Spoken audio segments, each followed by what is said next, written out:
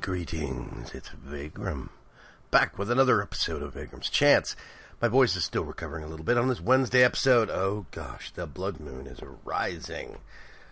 Real quick, before the madness begins, I'm actually just gonna, can I sleep through? Oh, I'll sleep through it in a minute. We're safe up here, that's fine. This setup garnered a comment from my friend Greylock, a comment that I think is worth responding to. He commented that these machines could just pass along from one to the next, and that would technically be faster than cycling it through the logistical sorter, and he is 100% correct. But there's a reason I do it this way, and I'm going to actually go over here. I've borrowed the estates real quick for a demonstration. A quick kind of, I don't know, analogy. Okay, so this is the way I have mine set up right now. The machines are separate. They go through a logistical sorter, which is probably over here, for the sake of this analogy. And something goes to a machine, then back to the logistical sorter. That sends it to the next machine, and then back to the logistical sorter. These machines don't talk. They are separate. Their existences do not cross over. And I do that intentionally. With this setup, if something hits the purification chamber, it would automatically go to the crusher next. So let's look at, let's say, nether tin ore. Smelting gives you Erebus ore, right? Well, smelting gives you ore. So basically, if I sent this, I could send this straight to the smelter and it would come back as ore. Which means then I could run this through the whole process of enrichment chamber and so on and so forth. You see, I could do that. But there's other situations like nether quartz, okay? Nether quartz. If you smelt it, you get 1 quartz.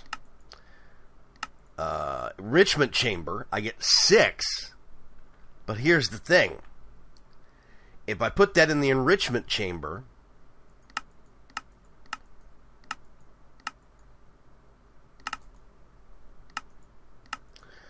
and then I think if I put it through the smelter, something strange would happen. I can't remember. Anyway, if I have the stuff going through here, and this is going to give me 6 quartz for my actual nether quartz because I silk touched it, then I could maximize my yield by sending all quartz here. But in this situation, the nether quartz would then get passed on to the smelter, and God knows what's going to happen once that step is initiated. I don't want that. That's bad. As soon as nether quartz hits this, I want the quartz itself to come out of the system entirely. I want it to leave the loop, so to speak. I can't do that with this system, but I can with this system. That's why. So let's say I put cobblestone into the system. I have a filter that sends cobblestone to the crusher. Actually, let's go over here and look at the things we can crush real quick. Recipes. That was wool. Somewhere in here. Okay. Cobblestone to gravel. That makes sense to me. Then we go over here. What happens with gravel if it gets passed along to the enrichment chamber? I'm thinking it gets turned into gunpowder, but I can't remember. Sand gets turned back into gravel.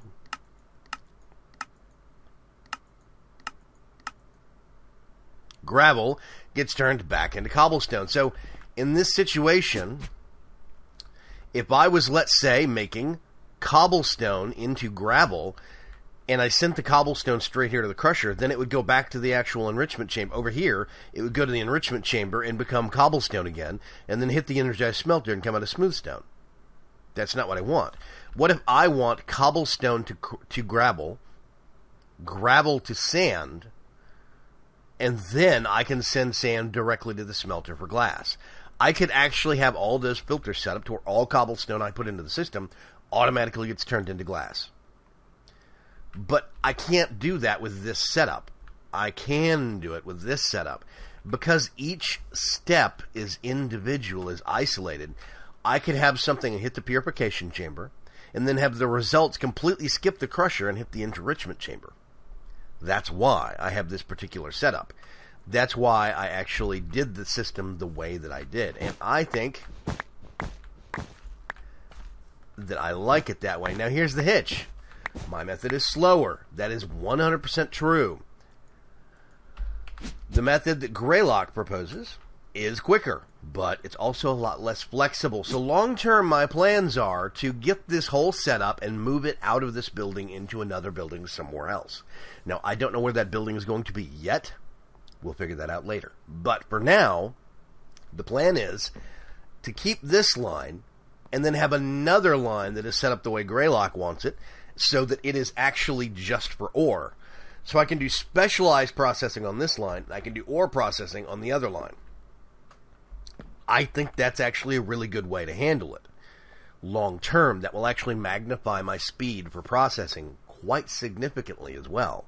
But that is a project for a different episode. I'm going to put those back. So, why am I doing that? There we go. We've made a lot of progress on this. The system is doing really well, actually. We are kind of maxing out on types over here, which is why in the next episode or two, maybe between now and the Friday episode, I want to make a whole bunch of storage buses so that I can start linking these things up.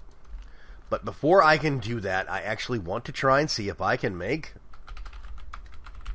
a digital miner. I think the digital miner is going to be a very, very useful tool. Oh, the robot. That's right. Okay. Let's see if I can remember how to make all of this. Right.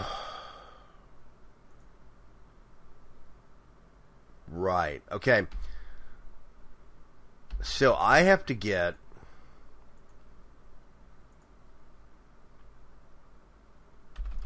Yeah, so I actually need some diamonds. Let's just do 8 of those. I need some compressed.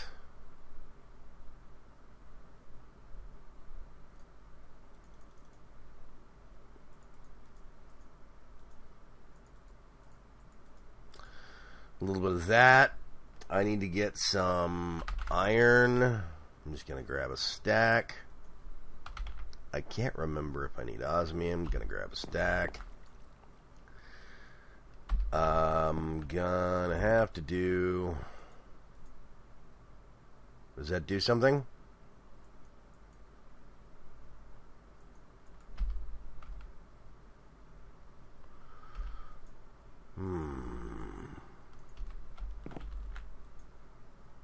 Recipes. Energized smelter has no recipes. Oh, that's the smelter. I'm one machine off. That's what's throwing me off. There we go. Okay. Diamonds don't smelt into anything in my mod pack. Silly me. Yeah, that is what I want.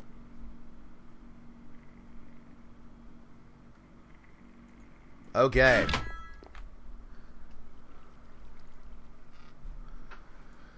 Let's go over here. That is totally empty. Recipes. I'm actually going to put one in there.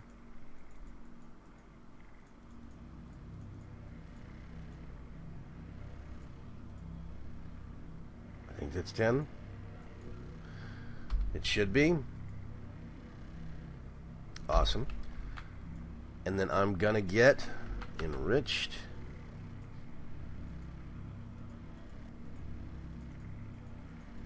Ten of those. I really should make another one of these. I really, really should.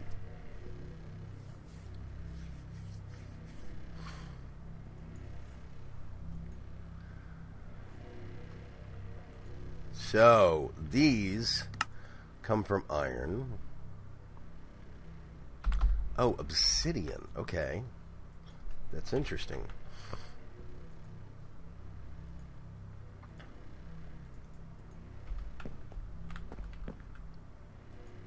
Yeah, I have the sawmill on the end, so I keep thinking this is the second to last machine, the enrichment chamber, but it's not. It's the energized smelter. That's what's messing me up. Obsidian? What happens when I do this?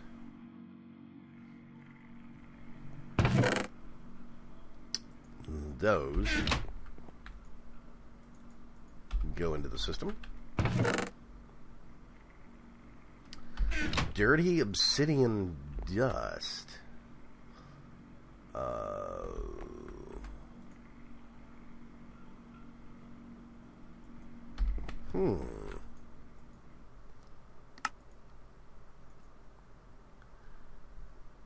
Refined obsidian dust. Okay, so that is...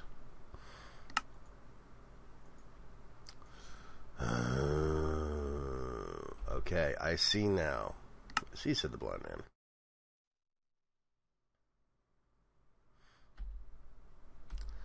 So basically, I'm going to need 2 more obsidian. If I understand this correctly, then basically what I have to do, I'm going to put, I need dirty obsidian dust, right? Then I'm going to infuse it with diamond. That makes refined obsidian dust. That's why I'm doing 2 more obsidian into this dirty dust stuff. Oh, it's 2 per... Oops. I made extra. It's okay. I'll get this. Toss it in there. So, okay, on the metallurgy confuser, you get a compressed diamond. This is made by putting a diamond in an enrichment chamber. You put that in the left-hand slot. I have 10 or 100 uses, which is basically 10 shots. 100 charges. That's 10 shots. You get your dirty obsidian dust, which is made by putting obsidian in the enrichment chamber. I'm just gonna... no EMC values for the rest of that stuff. So, this stuff will turn into refined obsidian dust. It's been infused with diamond. And that obsidian, I get and take over here to the enrichment chamber one more time, but this time it makes the equivalent to one of these compressed carbon or compressed diamond things, which goes a lot farther on what we want to do. These things are always better to use. Do not put coal late game. Don't be putting coal into the metallurgy confuser. Use compressed carbon. Your resources go a lot farther. Same thing for diamond. Don't put just straight diamonds in the metallurgy confuser. Do compressed diamonds via the enrichment chamber. It's way better. It's more betterer, to quote my niece. Let's see. So, we are going to actually... I'm going to get some of these materials together so that I can actually have the right ingredients. Actually, I think I'm good. Hang on a sec. We get 10 of these. And do that.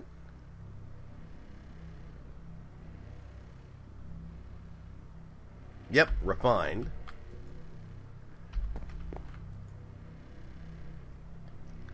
That's good. So this will go through pretty quick, I think.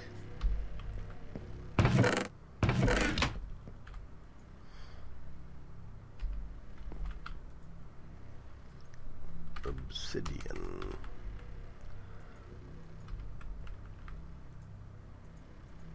Let's put that in there. Hopefully, your day, this fine Wednesday, is going good for you. I'm still recovering a little bit from my voice, my cold, but it is coming along quite well. In the grand scheme of things, I'm happy. Let's see.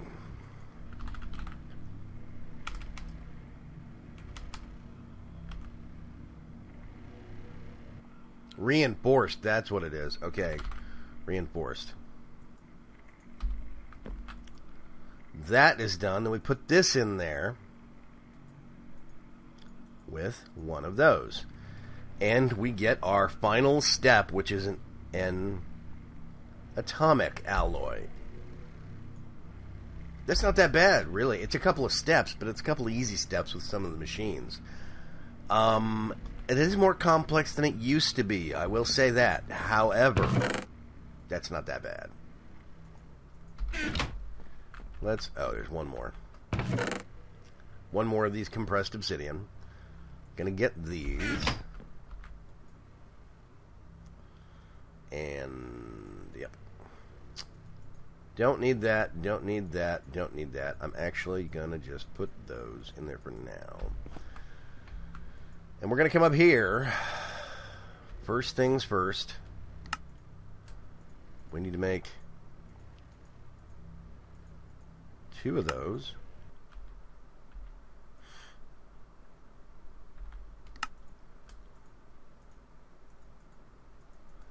Two of those.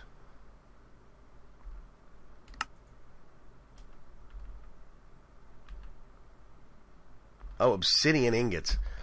Oh, I'm going to have to get an obsidian compressor. Oh, gosh. Whoopsie. Did not realize that.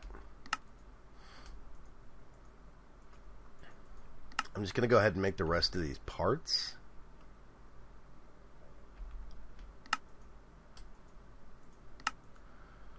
And the only thing I need to make now is the robot. Energy. I have 2 energy tablets.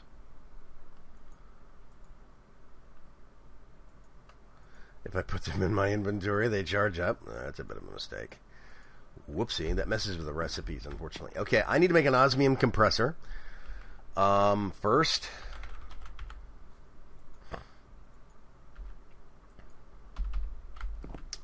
which means I need to make... Do I have any of those sitting around?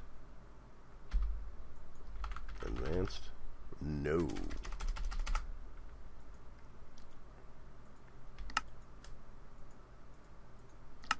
Let's just make a couple of those.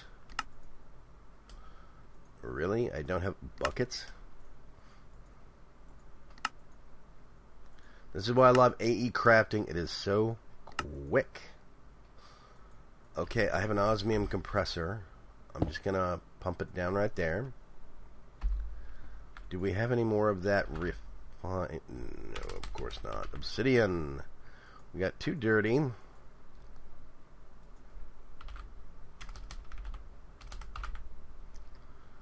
And if I'm right, 1, 2, 3, 4. I think it's 2 per diamond. I'm going to get one of those. So here's what I'm having to do. I've just realized that I actually need obsidian ingots for making the robot. And I don't have... You need the combiner for this. And basically, I'm having to make up some extra resources to make some of these ingots on the fly.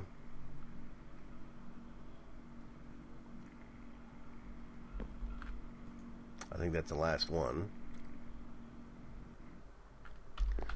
Yeah. So we get all of this dust, dirty obsidian dust. We walk back over to our infuser. We do 1 compressed diamond, so that's 10. That's why I have 10 dirty obsidian dust. And we're going to make refined obsidian dust.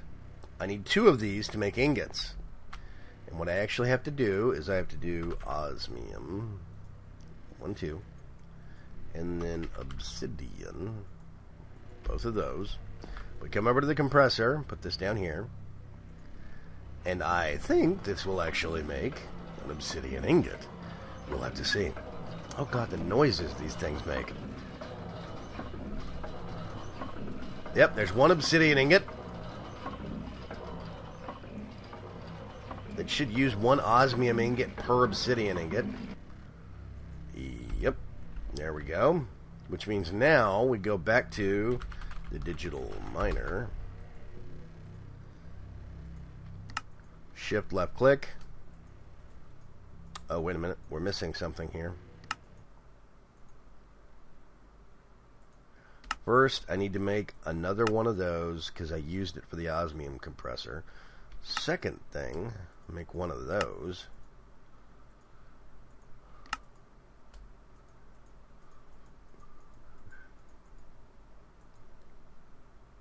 And there's the robot. There we go. So now what I can actually do is do that, put that, and we have a digital miner. Hey, okay. So there's a couple of things that we actually want to do with this. First thing, I want to do an ender chest.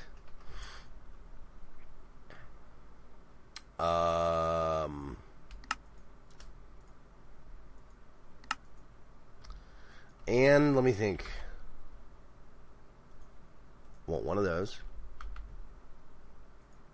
Oh, I need two of these things. Hang on a sec.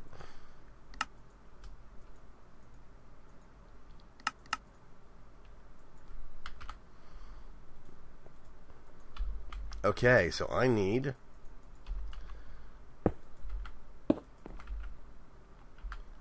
brown, white, white, brown, white, white. There we go. These are going to be the new processing chest, or processing. Should be that I shift right click with my ender pouch, and now, hey, there we go. This old chest can go back into the AE system. We have another actual ender chest to go with the digital miner. Now we need a dimensional transceiver. And you know what?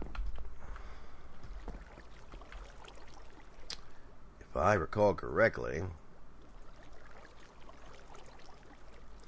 there we go. I can pull a dimensional transceiver straight out of my transmutation table, because I've made one before. It has an EMC value, and I have had this EMC value memorized by the transmutation table. So I can just make one at a raw EMC. How's this come along? Ooh, 5. Nice. So I have those 3 things. Now, one last thing I need to make is an anchor. And we are going to go set this bad boy up. Now, where do I want to set this up? For some arbitrary reason, I'm going to go north. And thanks to RetroGen kicking in, even if I have mined here before, it should, in theory, be restored and fully mineable now. Let's go over here a little ways. Whoop, not quite.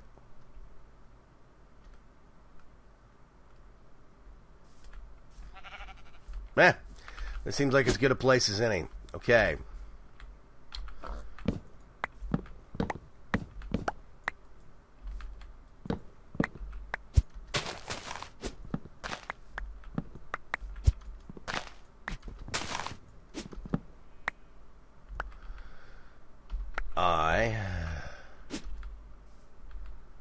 Going to get this.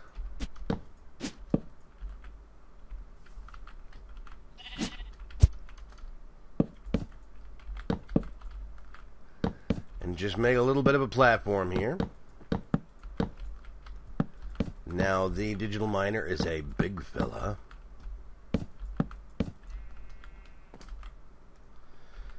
So, okay, I didn't even check. What is it, F7? Nope, F9. Where's that? Yeah, see, this whole thing.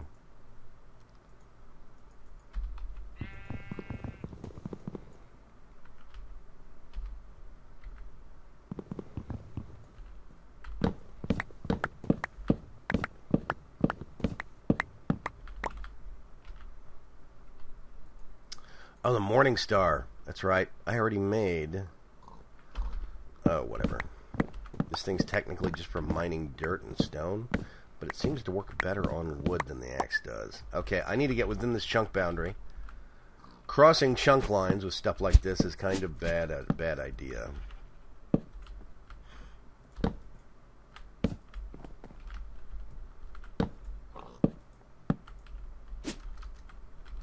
2, 2, 3. 2, 3.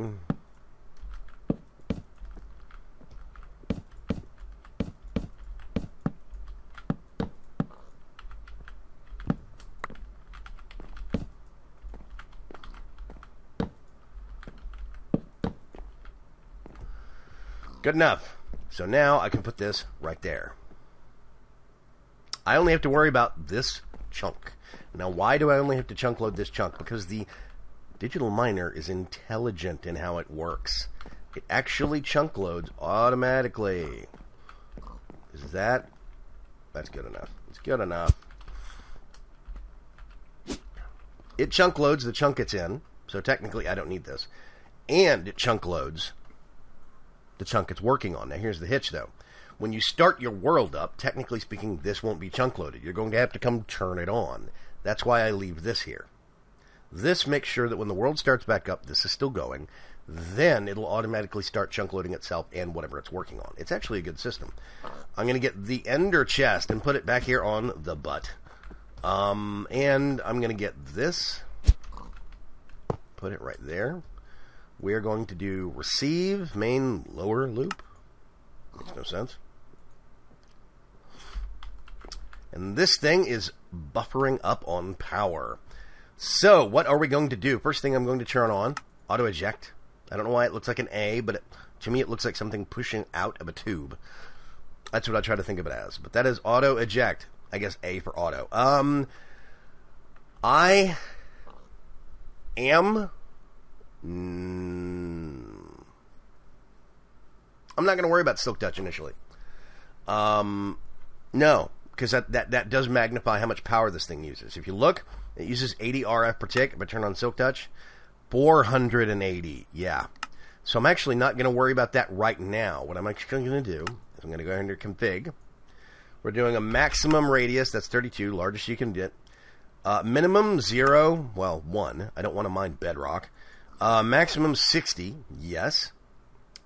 Inverse mode, that'll mine everything but what you set a filter for. Then what I'm going to do is or dictionary or star. Is that a lot of things? I'm seeing iron, I'm seeing copper. I think that's lapis, that's diamond. I don't know what that is. Redstone, emerald, coal, Certus quartz, yellowite. I think that's going to be really good. So that's going to be what we're filtering, what we're wanting to grab. I am going to, let's see, there's Silk Touch, no, auto pull. You can put a chest right here and fill it with, like, say, glowstone. And have it replace all of the ore it mines with glowstone. Why would you want to do that? Well, that means you're lighting up the tunnels down below that you're actually mining out of. So technically you're slowly lighting up the areas that you're actually mining from, and fewer monsters spawn. That was my original idea when I pitched this thing to Aiden C. Brady. And I still stand behind that as a brilliant notion, but I'm not going to do that right now. So I'm going to hit start. 15,012 objects to mine. Now here's the thing. This thing has no actual upgrades. If you'll notice, it is changed to 160 RF per tick, up from 180. I mean, up from 80. That is because we have set the radius larger. The default radius is 10. And at 10, it only uses 80 power. The larger the area that you mine, vertically and horizontally, the more power it uses. That's the thing about the digital miner.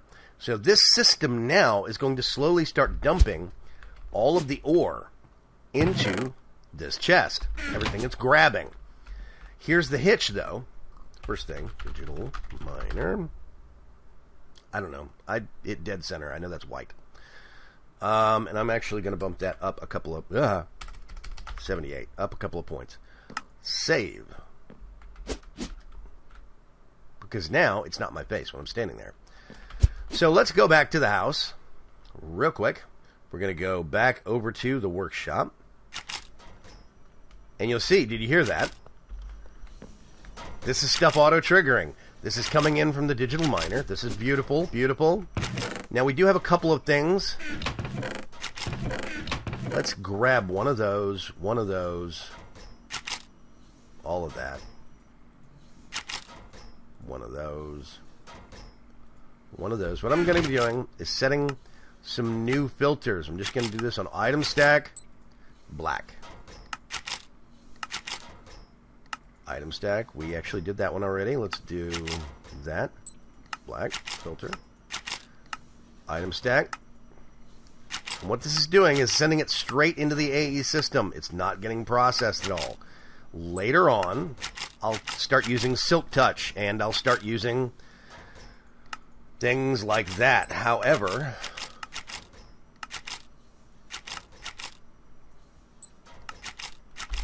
here we go. So now, let's get this. Oh, hang on a sec.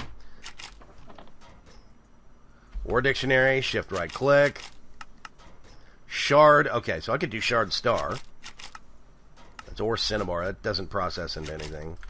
None of the mechanism machines will actually do anything with Cinnabar, I don't think. I'm going to do a new Or Dictionary filter. Shard Star. What does that grab? That grabs all of those. I'm going to send it straight to the AE system. Item stack, Cinnabar. Straight to the AE system, please.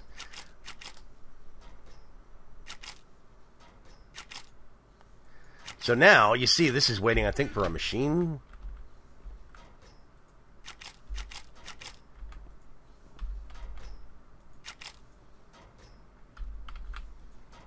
Yeah, that machine's busy with iron dust. In theory, as soon as this iron dust is finished, the gold, I think, or some other dust will get put in here. I'm not sure which.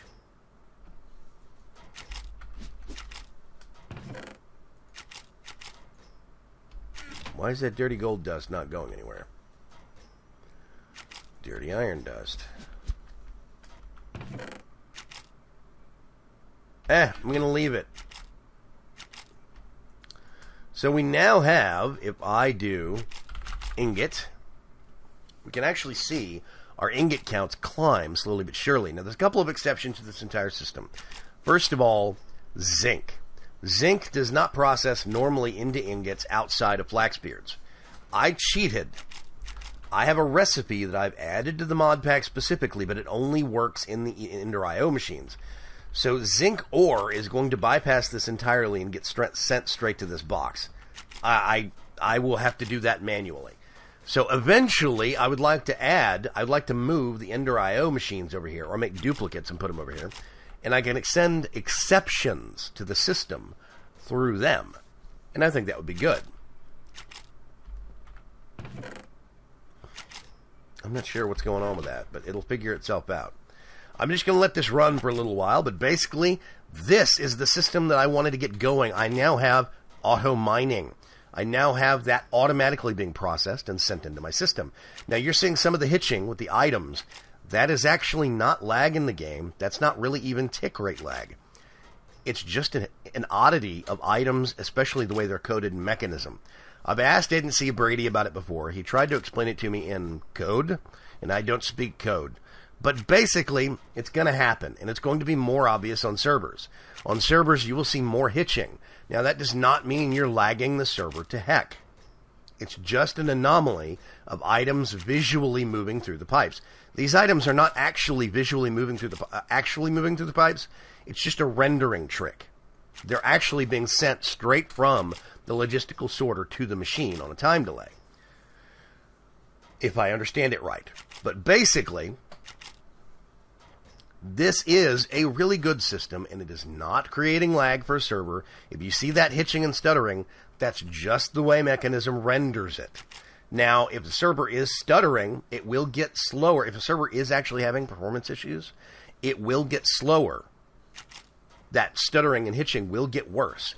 But it's the other way around. It's not this causing the problem on the server. A problem on the server is causing this, if that makes sense. So don't worry about it too much. Don't fret over the little hitching that you actually see for these things in the pipes.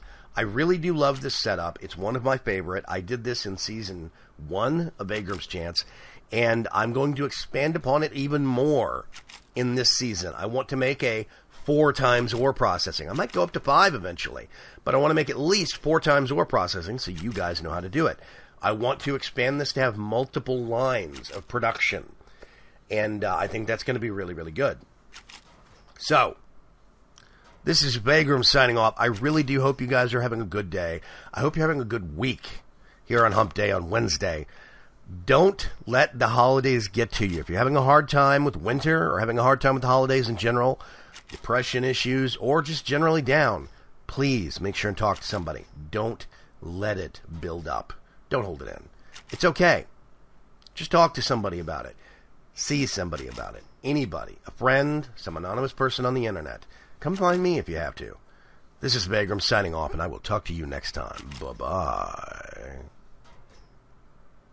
Click, click, click.